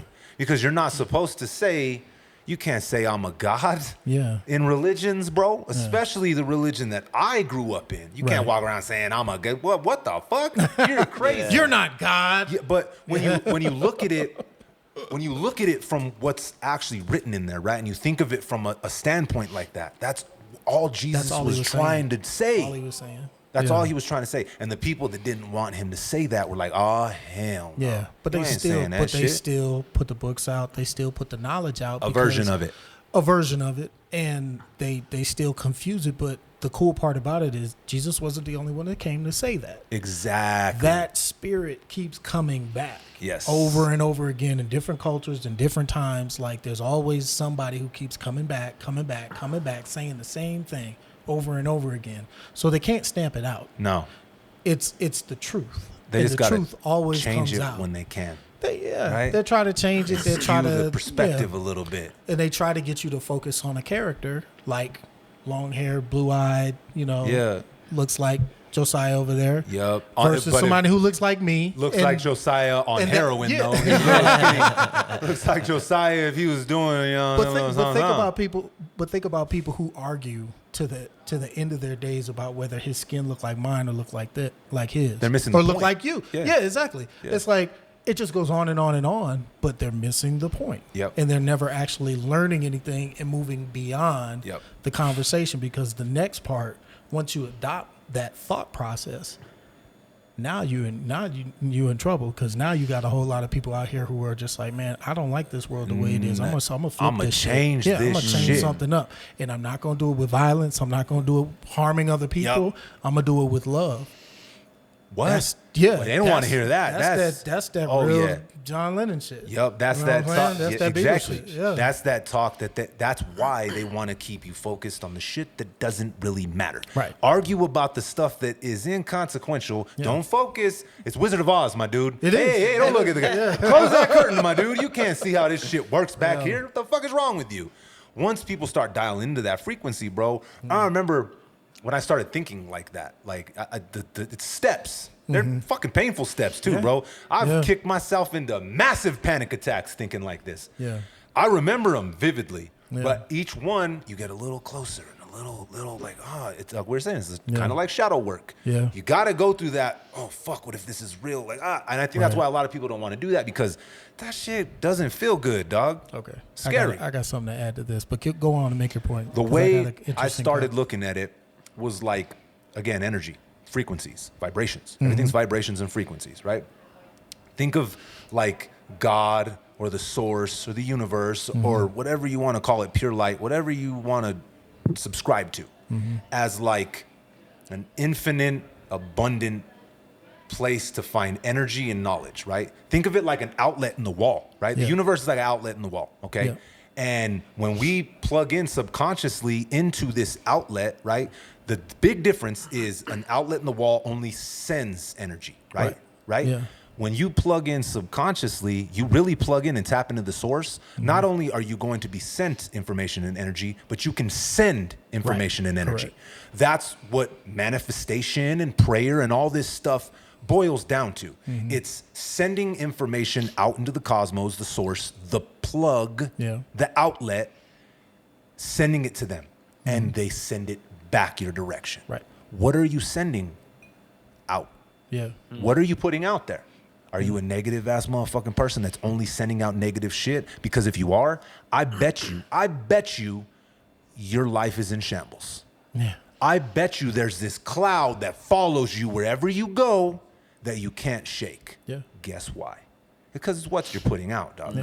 You get what you give. Yeah. And if you listen and if you tap in, you're gonna receive the answers, dog, good or bad. Right. You just gotta know. You gotta realize that you're tapped in. That's why atheist homies, I'm glad you brought that up. They're like, oh man, don't pray for me. It's like, bro, what? That's crazy. Yeah. Why wouldn't you don't want me to think good things crazy. about you? Don't want me to think well, fuck you then, bro. Because that's all prayer really is, right? People say manifestation, right? Manifesting my life. What's the difference between manifesting and praying? Yeah. It's the same thing, right? Yeah. Same thing. Yeah, the process. The process is the same. Yeah. It's you thinking and focusing on what you want. Exactly. Yeah, you speak it into existence. Exactly. You gotta get that. Well, because if it's just in your head, you ain't. It's not doing anything. You know what I'm saying? Even writing it down on paper, you get it out, and then it's like, oh shit, I see that. That maybe that reminds me, I need to Right. do this, and then you start taking actions towards that. Yep. You know what I'm saying? And I love this conversation. I like the school of thought that teaches the law of least effort. Mm-hmm. Like if you think about how water moves in reality, water starts at the top of a mountain, ends at the Gulf of Mexico or whatever, at top of the Rockies. That's where the Rio Grande starts, but it ends, in the Gulf. Where does the water always go? It always takes the path of least resistance. It's not a straight line. So if you treat your life that way, let's say you have a great big high aspirational goal, but you don't have the connections, you don't have the network, you don't have the money, you don't know how to do it, how it's going to happen. You don't actually have to figure all that shit out. All you have to do is be clear about what you want, and you have to stop resisting it in your head. You have to stop allowing thoughts that say, no, that'll never happen, or I'll never meet someone like that, or that can't. It's like if you just clear the path, all that energy just flows straight downwards like electricity from the top to the bottom, and you don't actually have to do that much. There's a little piece that you have to do in this physical 3D reality. Everything else is happening way above you. So you want it to manifest here in 3D, but it's in 11D. It starts way up there. Starting way up there. You don't have to do that much. You know what I'm saying? You just have to be willing to clear the path in your mind, and that's it. You got to be the vessel for it. Yeah, exactly. You got to be the vessel. You got to be willing. My dog, I've literally seen this. I've always been a creative. That's if someone's gonna give me a title, my dude. Goes back to my question, right? If someone gives me a title, that's the title, right? Creative. I've always been creative as far back as I can remember. Yeah. I'm not really creating sometimes, dog. Like I feel like whenever all of my best work has come when I take my hands off the steering wheel and I just kind of let it go. Yeah. That's why I like when I shifted from writing everything down to just getting in front of the mic, hearing the beat and going, it changed my entire sound. It changed everything creatively, music for me, because I was, instead of like trying to create this in this 3D existence here, in the back of my mind, without even thinking about it, I realized that this creation process starts levels and levels and levels above me. I can't just create it. I have to be a vessel for what I'm trying to get down here, but I'm not even trying to do it. Whatever's out there above that is getting the message through me. I just have to be the vessel to make sure that I get it here clearly. Right. And every time I've done that and I let go of the steering wheel, magic happens. Yeah, when I think about like that when it comes to hip hop, I think that there's like this entity called the God MC. And every time a rapper, shout out Rakim. Yeah, right. Every time a rapper opens him or herself up to that entity and allows him or her to speak through them, because I imagine that entity wouldn't be male or female, but it speaks through them. And once they allow it to happen, they can do just incredible stuff. But like, they're like, it's conjuring, but you're not actually like capturing it. Like Eminem would be the God MC, but he's connecting and then he's like trying to transcribe it and keep up. But then someone like a Kendrick or someone like a Jay-Z or someone like that, they just take the downloads. And just try to spit it out. Wayne. And then when people are like freestyling and you hear somebody freestyling, you're like, how the fuck did they come up with that? Look at Juice WRLD. They're just connecting to it and it's just coming through them. You know what I'm saying? And that's what I think is like what is actually happening, and it's a spiritual experience. So this goes back to you were talking about that journey, and you brought up the creativity. Do you feel like for people who don't have that connection with like that ultimate reality or that ultimate entity, do you feel like having a creative output is essential to them being a part of that experience or having that experience? Because for me, I know I felt differently when I learned how to write well, because I always wanted to like, I can write well, but I can't. How do I put a story together? How do I like script writing? Is fucking There's a lot to learn, but once you get it and you nail it, and you like, anyone can read it and they'd be like, "Yo, I don't even read scripts, but I read that motherfucker and I flew through it and they loved it." Yeah, that's a different feeling where it's like, I can go back and read like some of my books and I'm like, I don't even remember some of these thoughts. You know, like it was just coming through me. Do you feel like people who don't have that, are kind of missing out on their opportunity, or that's like a way in for people? Some people might be painting, singing, it could be something else. I think so. I think at the end of the day, humans are all creative, right? Some people just don't tap into it, right? They haven't reached there. But to your point, I believe being creative isn't just, I'm creative, yay, fuck yeah. You have to learn how to create what you're trying to create. Right. So you might want to build a house, dog. If you don't know how to fucking swing a hammer, you're going to have one hell of a motherfucking time. But the moment you learn all of those foundational pieces, then it's like, all right, now it's off to the races. Now I can actually create because I know the foundational pieces of creating that. Like you said, once you learn how to write, how to structure the story, once you learn the foundational pieces, then you become the vessel and you could correctly do it. And then you get to the point where, man, I don't even remember, how did I think of that? Where the fuck did that come from? That didn't come from me. But it did, but it didn't. You feel what I'm saying? Yeah. Because creative, it has to come from your experiences, but it also comes from a higher place, especially when you're tuned in, dog. When you're plugged the fuck in, what do they say? I'm in the zone. I've heard that 1,000 times, bro. Everybody I know that's creative, not even shit, even playing basketball, which again, that is being creative. I think people look at I'm a creative is like, oh man, I don't know how to draw. I don't know how to make music. That's not just what it is, bro. Humans are probably some of the most creative creatures that have existed on the face of the earth. That's why we are what we are. Yeah.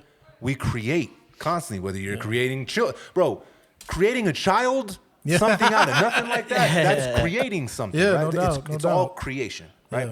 So when you tune in to that frequency, I feel if you're not constantly doing it, you are missing out on being connected to the source. Right. That source energy, bro. Yeah. Okay, so going back to AI, because I heard somebody make this point just recently. They were saying that one of the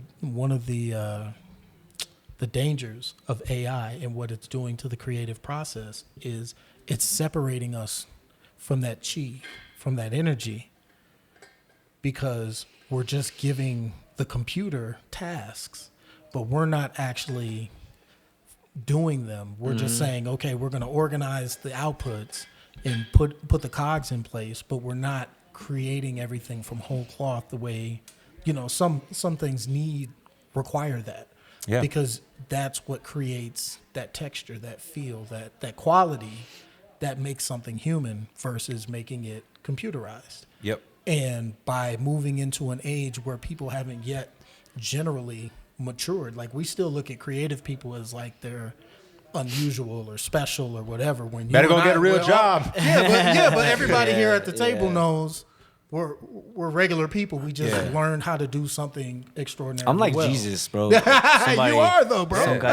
One guy said. Right. I mean, you're a carpenter too. Yeah. No doubt. You're rocking the beard. Hey, right. Listen, if you're Jesus, I'm Jesus. So's Lenwords. We're all, bro. That's the point. Yeah. Yeah. That's the big point. So do you think if we move into this age of AI without people like learning to appreciate the small steps or some of the smaller pieces of what gets done, like we're going to lose that connection altogether in creative output? I mean, yeah, I do, bro. Like, I'm going to relate it to making a beat, of course, right? But I seen there's this video this dude just going through, and he knows like where the kicks are and this and that, and he just doesn't even play at one fucking instrument, one note, doesn't play a piano. He just goes in, he's clicking, click, click, click, click, click, click, click, click, click, bam, bam, and then he lays out the drum line, and then at the end of the video he hits play, and it's a banger, dog. Yeah. But what fun is that? Like, you know what I'm saying? Like, what? That's not part of what we know creating music was, bro. Like, it only started with pots and pans types of shit, evolved into someone made a guitar, maybe not the guitar we know today, maybe not, but it all evolved, dog. And it's like that's what's so dope about like producing something, bro, is because I have the luxury right now to be able to play a guitar on my piano or play drums on my piano, or actually play drums. I have electronic drum set, like, to get that sound. I learned it. I'm taking piano lessons, like, because I appreciate making that, creating it, bro. And it's like if I just was able, which I am pretty much, you could just drop loops all day, bam, bam, bam, make a banger. But if I'm, AI is just way more dangerous because you can just tell what you want and it does it. Yeah. Same thing, obviously, with script. We've had this, but it's like it is super dangerous, bro, and it's gonna take away from us appreciating music. You're not gonna tap I already into the don't source. appreciate the new music. Like, There's a decline in sales for a oh, reason. bro, yeah. There's a decline in sales for a reason. It's going to take away from you tapping into the source. I agree. Yeah. I mean, how could it not? Yeah. When you hit that wall, right? We've all been there as a creative. How do I end this? Where does this go? Damn, I need this hook. I can't, bro, it's gone. There's words. What are words? Yeah. I'm never going to write another verse. I'm never going to write another song. I'm never going to make another beat. We've all hit that wall. It's about getting on the other side of it, dog. You have to go do something else. You gotta move around. You just gotta shift. You can't be like, boop, boop, boop. Okay, yep, there's the hook. Yeah. Like, that's fucking crazy. See, and That's where we're going. Exactly, I know it That's is, the bro. scary. It's like And you that's- get to the wall and it's like, all right, man, just tell the computer what you want. It's like, You're gonna get lazy. The creative process is gonna get lazy, and the art's probably gonna show because of it. Like, you know, you made me think of. We're talking about tapping into the source and being creative. Rick Rubin was on Joe Rogan's podcast, probably 4 years ago, some shit like that. It's an older episode, and he talks about working with System of a Down on that song Chop Suey. Okay.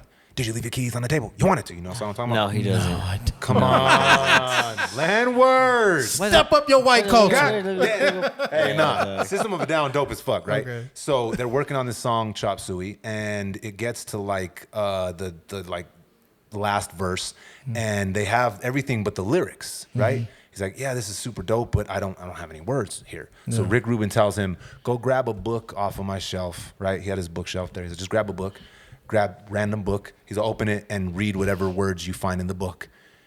It is one of the high points of the record. He found the book, opened it up, boom, boom, boom. These are the words, let's record it. It's literally one of the parts in the song where everybody's like, oh yeah, this is it, bro. Oh, shit. And it was all tap into frequency source. There was they just let the universe walk them down the path of what needed to be in the song. Stop And resisting. Stop Let it resisting, let it happen. Would you say path of least resistance? Yep. Got to be the vessel. If you're resisting, and that's when anytime I feel like I'm running into like a creative block like that, I feel like I'm resisting. I just need to shift. Go over here. Go do something else. And see, you know what? I do hit creative blocks where it's like, damn, that beat sounds like this. It sounds like that.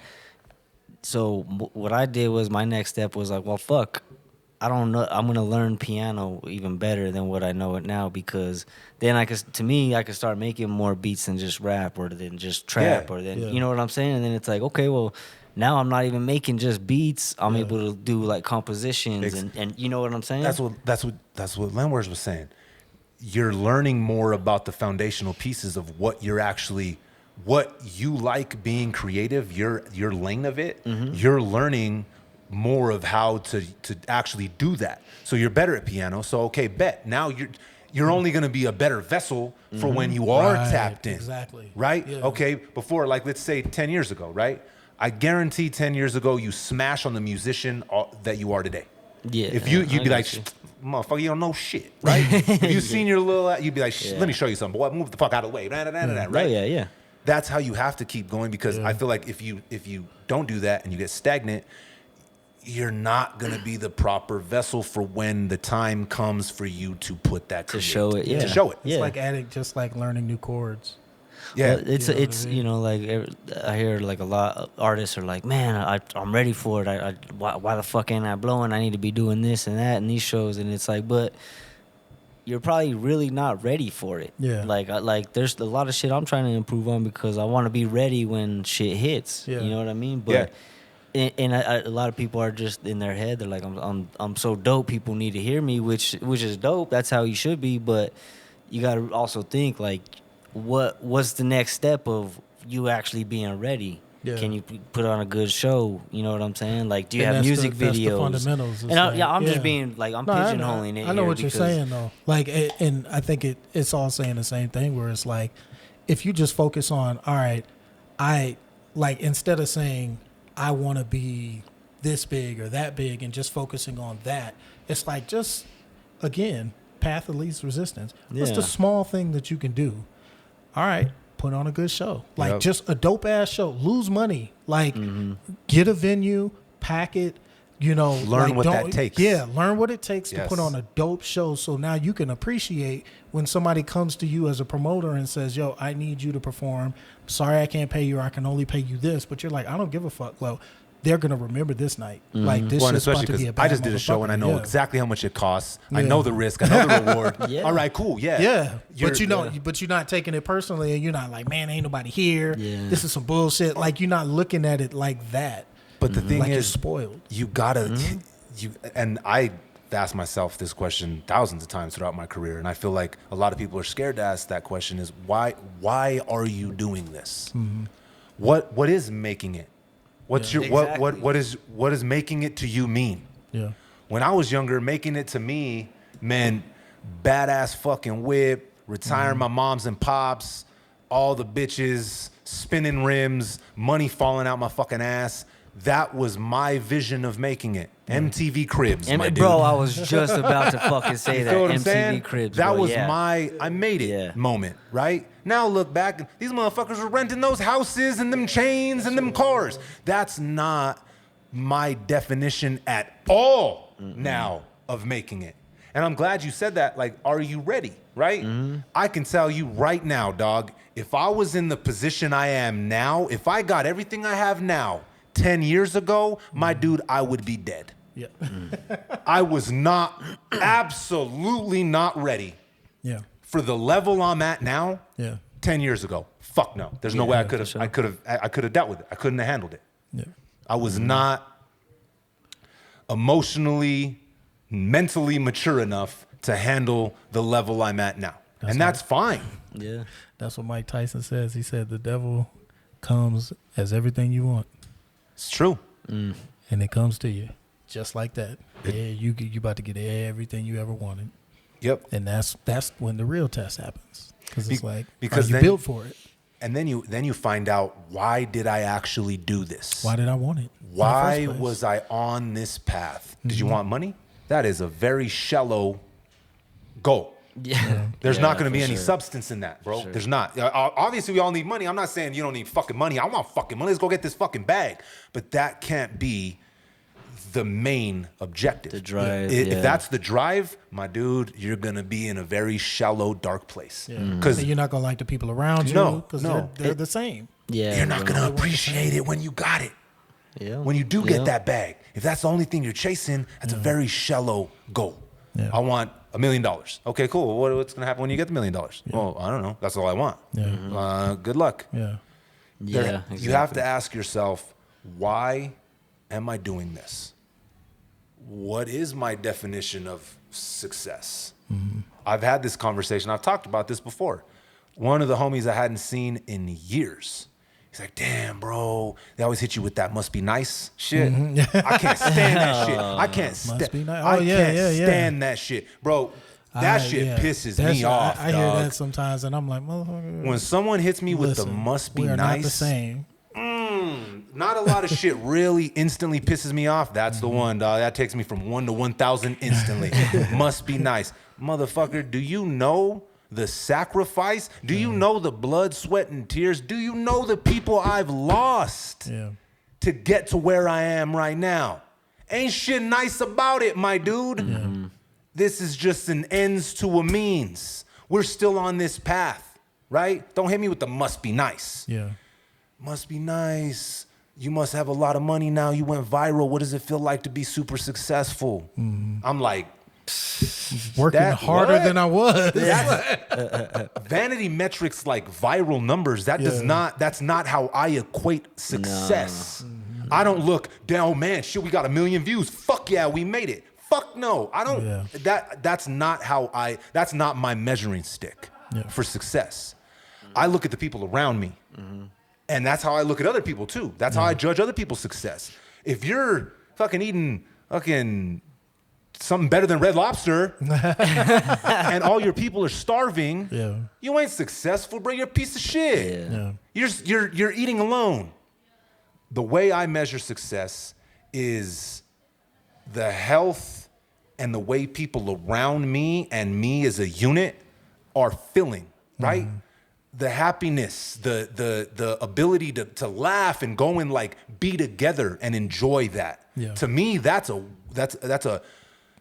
way better measuring stick of success. Yeah. Versus, you see this shit, though? We got 1 million views. Who gives a fuck? Yeah, it doesn't. What does Immortal Technique say? He's all, so what? You went platinum. It ain't got nothing to do with luck. It just means that 1 million people are stupid as fuck. It's true. Because you have these people measuring their success off of what I like to call vanity metrics. Oh, especially now in the day and age of social media, right? Yeah. Oh man, I have 1 million followers and I just got 1 million views. Well, Big Sean right? says it: 1 million followers, $1 million. That's not the same. It's not. It's not the same. Because just because you have 1 million followers, you have 1 million views, what is that? What's the ROI? What's that turning into? Yeah. Is there any, you getting any monetary gain from this? Yeah. Is your son going to college? What is coming from these vanity metrics? Right. Other than a small fucking blast of dopamine and then on to the next. Yeah. They're vanity metrics and they don't matter. Yeah. That's not how I measure a successful person, off of their vanity metrics. Right. And I don't want someone to measure me off of that. That's not who the fuck I am. That would make me very unhappy. If I sat there and I looked, oh man, I don't have as much as this person. And that's something I wanted to talk about, matter of fact. After our last podcast, we talked about the list. One of the homies was like, damn, bro, is anybody even happy anymore? And I'm like, fuck, dog, I don't know. I don't know. Because there was a time when, remember when you were a kid and you went to McDonald's? Yeah. Remember the McDonald's birthday parties? Remember the McDonald's play place? I remember the McDonald's, the gift cards. You get them in. I used to get them in the stocking, and it'd be like $5. It'd just be 5 of them. But man, how happy? I was like, yes, bro, yes. I can't wait to go to McDonald's. McDonald's ain't rich shit. That's not fucking fine dining. Not saying we need to go out and eat fuck McDonald's. That's just bad for you. I'm saying. But shout out to McDonald's. Shout out McDonald's. They have salads, dog. They have salads. What I'm saying is it seems like, and I'm not trying to be the old guy here, it seemed like back then it took less to reach a level of happiness than it does now. It seems like people nowadays need more. They need these vanity metrics. They need that IG post at a 5-star restaurant, first date, who this type shit to look happy. I think happiness does change though, dog. Like you're a kid, you have a birthday party, you're happy. You get a girlfriend, you're in a relationship, you're happy, right? It changes as you. I think like for me is what I noticed is like it changes at different like stages, right? So like now I'm single. I'm getting my shit going, like career wise. I'd like to think and like I'm happy, bro. Like I wake up and I'm usually not in a bad mood. You know what I'm saying? You're in a good place. Yeah, dog. And but I don't like not. It's not just like wasn't like night and day. You know what I mean? Yeah, like I did get active. Like I started working out a little bit. I ain't all yoked or anything, but I run and I do smoke and I smoke and I run at the same time sometimes. Do you think that people are less happy nowadays than say 20 years ago? Oh man, I can't speak for anybody else, dog. Like I mean, again. Yeah, you can, bro. You got a mic in front of you. Okay, Johnny, I know. Speak for others. Speak for others, motherfucker. That's what the podcast is for. Man, I mean, I don't know. That's just a subjective question. I have an angle on this. It's people are aren't less happy. People aren't less happy. People have been conned into expecting constant happiness. Ooh, so talk that talk. They're not less happy. Happiness is still something that can be qualified and you can still experience it. However, people are looking into the most minute, like the doldrums of life and saying, I'm bored. I should be happy. Like that's psychotic. Like you're not supposed to be like on fucking 10 every minute of every day. No. Because again, how do you appreciate it? You won't. Like I remember when I was a kid, some of the biggest, best moments were going to Ohio and visiting family and, on Thanksgiving and, like summer family reunions and shit like that. But the rest of that summer break, before the reunion or the trip to Cedar Point or whatever, it's like I was just in the house, reading books, cleaning up, doing laundry, like regular shit.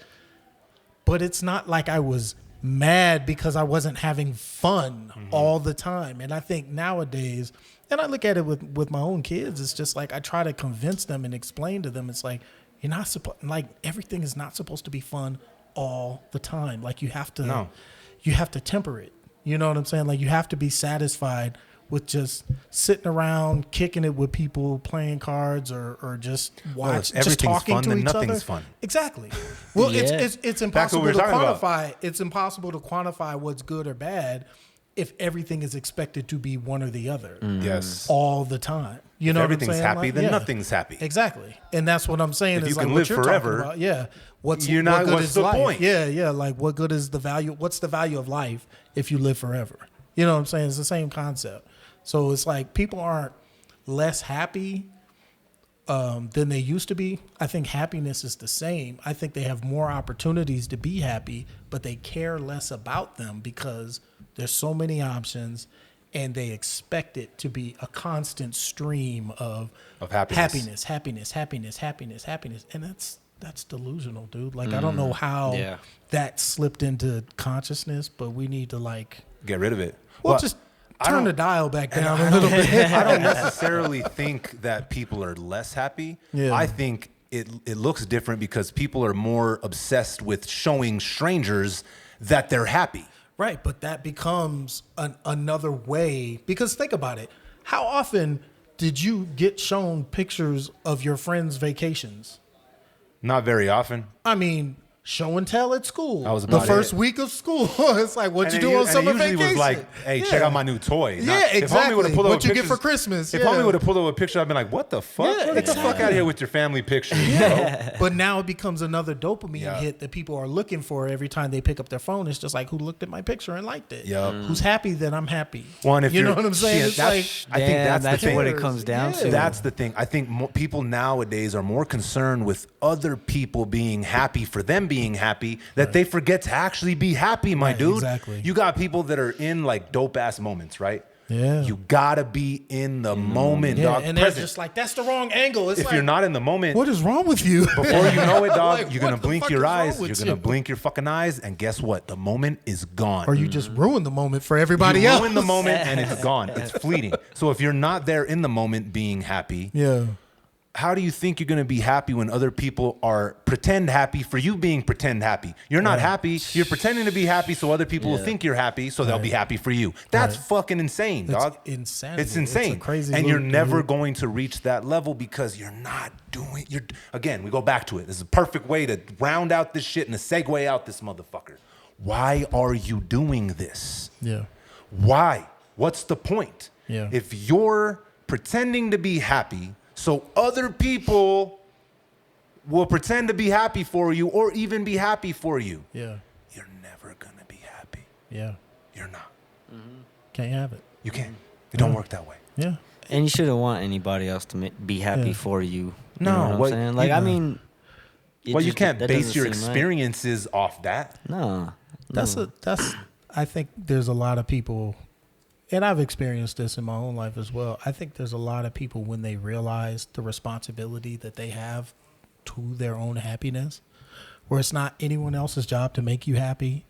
And it's also, it's yours, but then also you actually have control over it. Yes. You can create a happy scenario for yourself. Well, that's a lot of pressure for a lot of people because they're like, how do I do that? Mm-hmm. What do I really want? Like I remember I had a neighbor at this old place I used to live.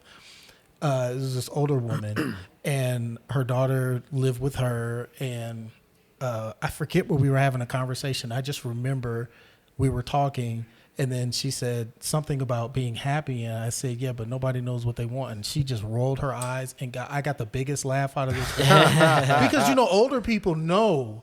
Because they've seen a lot of people live their life, and she's just like, tell me about it. Yeah. Nobody fucking knows what they want. And I was like, wow, like I'm going to take that and run with it because I could tell it touched her. And I was like, man, that means something to me as well. Resonated with both of you guys. Yeah, exactly. But it was just kind of like a quick like just a note. Like, do you ever notice that nobody knows what the fuck they want? Like, it's so few people. I think that's why we look at celebrities and people who have shit as if they're special or unique. Because you or think magical. they got it figured out. Yeah, because we think they done figured out what nobody else can seem to figure out, which is what they want. And guess what? And they didn't. They don't. Yeah, not all the time. They're Not all just the time. glorified. They got Yeah. cameras on them. I know one thing for sure. One thing for sure. I don't want to be happy all the time, bro. Yeah. Because if I'm happy all the time, then I'm never happy. I can't appreciate what happiness is if I'm not in the darkness, dog. Yeah. I cannot, bro, you can't appreciate the sunshine without the rain. Yeah. If you live in constant rain, you don't know fucking sunshine. You don't give a fuck. Same thing with sunshine. I'm constantly in the sunshine. What the fuck is rain? You need it all to appreciate each fucking season of it. Yep. Fellas. Yep. Yeah. On that note, or what? That note. On that note. Till next time. Respect to connect, bruh. Peace.